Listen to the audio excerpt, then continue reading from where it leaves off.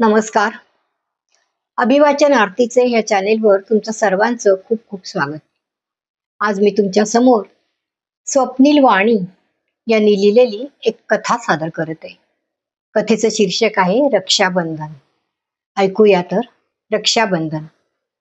मनीषा आज सकाळी लवकरच उठली. आज रक्षाबंधन. सगळं आवरून देवपूजा करून तिने अमित आणि सायलीला उठवलं. ते दोघं तयार होत आहेत तोपर्यंत तिने राखीची तयारी केली.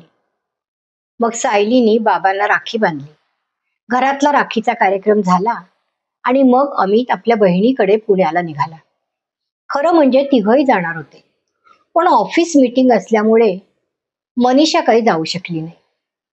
सगळा पसारा आवरून तिने लॅपटॉप सुरू केला. इनबॉक्स मध्ये मीटिंग कॅन्सल झाल्याचा मेल होता. मग डोक्यावर हात मारत तिने ऑफिसच्या नावाने राग काढत लॅपटॉप बंद केला. अमितला निघूनही 1.5-2 तास झाले होते, म्हणजे पुण्याला काही आता तिला जाता येणार नव्हतं. अमितला फोन लावायला गेली तर मोबाईलला रेंजच नव्हती. आज सकाळपासून तिची चिडचिड होत होती. त्यात ही ऑफिसची भर पडली, म्हणजे मीटिंग कॅन्सल झाली ना अचानक. तिची रक्षाबंधनाच्या दिवशीची चिडचिड अमित आणि सायलीसाठी तर दरवर्षीची होती. कारण मनीषाचा भाऊ जो भारतीय सेनेमध्ये होता, त्याची पोस्टिंग होती बॉर्डरवर. आणि कोणत्याही जवानासाठी आधी देश, कर्तव्य, मग कुटुंब, मग सण. म्हणून गेली 5 वर्ष झाली तरी राखीसाठी काही तो येऊ शकला नव्हता. त्याचंच मनीषाला खूप वाईट वाटत होतं. रागाच्या भरात ती देवघरातल्या कृष्णाला बोलली सुद्धा. काय रे, म्हणे सगळ्यांसाठी धावून जातोस, सगळ्यांचं दुःख दूर करतोस, पण माझ्यासाठी तर काहीच करत नाहीस. आज 5 वर्ष झाली एकदाही माझा भाऊ आला नाही राखीसाठी. तुला काही वाटत नाही का रे? फक्त आपला बासरी वाजवत राहतोस. तेवढ्यात डोरबेल वाजली आणि ती दार उघडते तर तिचा भाऊ समोर उभा. सरप्राईज. दरवाजात उभा राहून भाऊ ओरडला. तिला आश्चर्याचा धक्काच बसला. अरे, ये. मनीषा भावाचं स्वागत करत म्हणाली. इकडच्या तिकडच्या गप्पा झाल्या. मनीषाने भावाला राखी बांधली. भावानी तिला एक मस्त सजवलेला खोका गिफ्ट दिला. आरतीचं ताट आणि गिफ्टचा खोका तिने देवघरात ठेवलं. मग जेवण न करता भावाच्या आग्रहाखातर मनीषाने कांदे पोहे आणि दही साखर भावाला दिलं. थोड्या वेळाने ती देवघरात गेली. उत्सुकतेपोटी भावाने दिलेला खोका तिने थोडासा उघडला तर त्यात सोन्यासारखं काहीतरी चमकत होतं. नक्की काय आहे हे बघण्यासाठी तिने खोका पूर्ण उघडला. आत सोन्याची बासरी होती. तिला नवलच वाटलं. अचानक तिची नजर देवघरातल्या कृष्णाकडे गेली.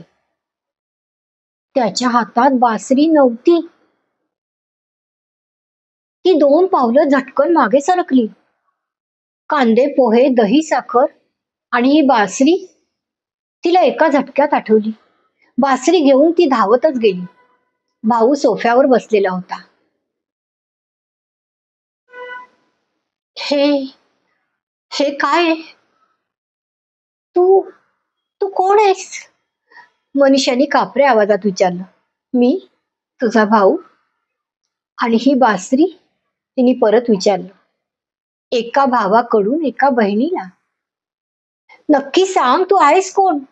तिने जरा रागातच विचारलं. अगं, सकाळी तूच बोललीस ना, सगळ्यांसाठी धावत जातोस, माझ्यासाठी कधी काही करत नाहीस, म्हणून मग धावत आलो. मनीषाचे डोळे भरून आले. हुंका आवरत ती म्हणाली, अरे, इकडे तू आलास, पण तिकडे माझ्या भावाला कोण राखी बांधेल? अगं रुक्मिणी, ती गेली आहे ना तिकडे.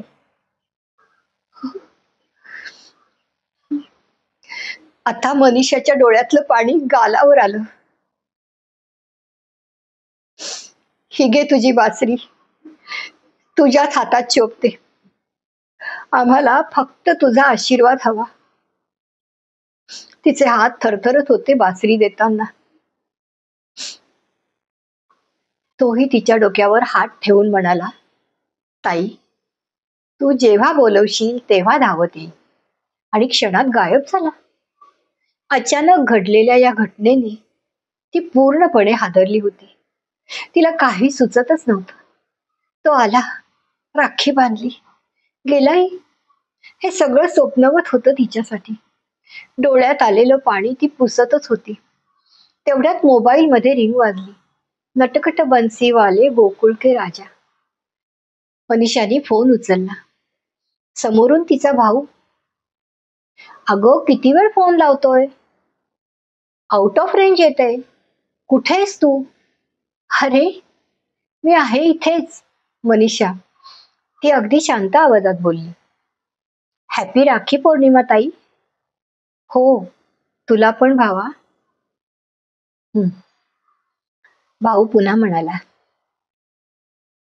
ताई, तुला माझा राग आला असेल ना? मी ह्यावेळेही नाही आलो म्हणून. सॉरी ग. काही क्षण शांततेत जातात. पण तुला माहितीये का, मला इकडे एकीने राखी बांधली. कोण बरं, त्याला नाव काही आठवत नाही. रुक्मिणी का? मनीषाने हळूच विचारलं. हो, तू कसं ओळखलंस? भाऊ आश्चर्याने विचारता झाला. "हं." पण तोपर्यंत मनीषाने फोन कट केला. देवघरातल्या बासरीवाल्या कृष्णाकडे बघत तिच्या डोळ्यातून एवढा वेळ साठवून ठेवलेलं पाणी वाहू लागलं. कथा आवडल्यास जरूर कॉमेंट बॉक्समध्ये कळवा. आणि व्हिडिओ आवडल्यास जरूर लाईक करा, शेअर करा आणि यूट्यूबच्या कॉमेंट सेक्शनमध्ये कॉमेंट करा. तसंच चॅनेलला नवीन असल्यास जरूर सबस्क्राईब करा. धन्यवाद.